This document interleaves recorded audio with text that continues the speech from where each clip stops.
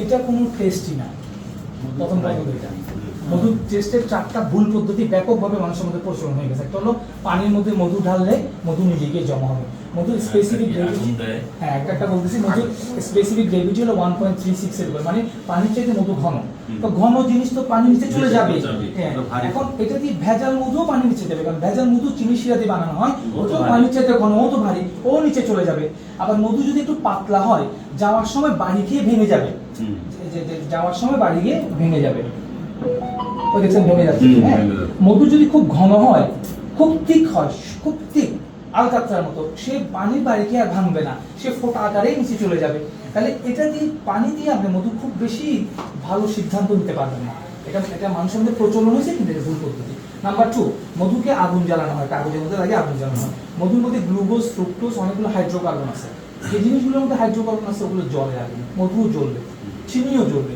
আপনি চিনির শিরাকে ঘন করে এরপর আগুনে দেন, জ্বলবে, মধু দিলেও জ্বলবে। তবে মধুর মধ্যে যেই পরিমাণ পানি আছে, প্রথমে পানি যেহেতু আগুন জ্বলে না, প্রথমে আগুনে দেওয়ার পরে মধুর মধ্যে 22 ভাগ পানি আছে, 25 ভাগ পানি আছে। আগুনের তাপে পানিটা বাষ্পীভূত হয়ে উড়ে চলে যাবে। কিছুক্ষণ অপেক্ষা হবে, মধু ধপ করে আগুন ধরে যাবে না পেট্রোলের মতো। 2-3 সেকেন্ড 5 সেকেন্ডে তাপে ওই মধুটার পানিটা উড়ে চলে গেল। তাহলে এখন আর পানি নাই, এখন আছে শুধু হাইড্রোকার্বন বা গ্লুকোজ, ফ্রুক্টোজ। এখন ওই মধুটা আগুন জ্বলবে এবং ওটা পুড়ে যাবে। সেটা চিনির ক্ষেত্রে হবে। চিনি হলো সুক্রোজ, ওটাও কার্বন এবং হাইড্রোজেনের সমন্বয়ে গঠিত একটা যৌগ। ওই সুক্রোজ আগুনে জ্বলবে, তবে ওর মধ্যে যে পানিটা আছে পানিটা চলে যাবে। পানিটা যাওয়ার সময়, বাষ্পীভূত হওয়ার সময় ফট ফট ফট ফট কিছু আওয়াজ হতে পারে। এটাও কোনো পরীক্ষা না। অনেকে নখের এখানে রেখে পরীক্ষা করে। যেটা ঘন ওটা নখ থেকে আস্তে করে গড়ায় পড়বে, যেটা পাতলা ওটা টস করে পড়ে যাবে। এটাও কোনো পরীক্ষা না। অনেকে কাপড়ে রেখে পরীক্ষা করে দাগ হয় কিনা, এটাও কোনো পরীক্ষা না। অনেকে কুকুরকে হয় পরীক্ষা করে, এটাও কোনো পরীক্ষা না। আমরা সুন্দরবন থেকে মধু কাটার সময় আমাদের পৃথিবীতে বানরের দল ঘুরে, আমরা যখন কেটে চলে আসি, যেগুলো ফেলে যায় ওগুলো বানরে খায়। আমরা যখন লোকাল হয়ে আসি তখন কুকুরে ওই চাকগুলো খায়। হ্যাঁ, তো এই কুকুরে খাওয়া, বানরে খাওয়া, আগুন, পানি, নখ, এগুলো কোনো পরীক্ষা না। সবচেয়ে সহজ পরীক্ষা অনেক আবার পিঁপড়া দেয়।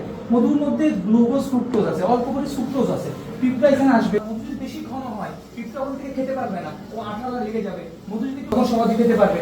তো মধু পাতলা, ঘনের উপর, ঘানের উপর ইত্যাদি নির্ভর করে মধু পেবে।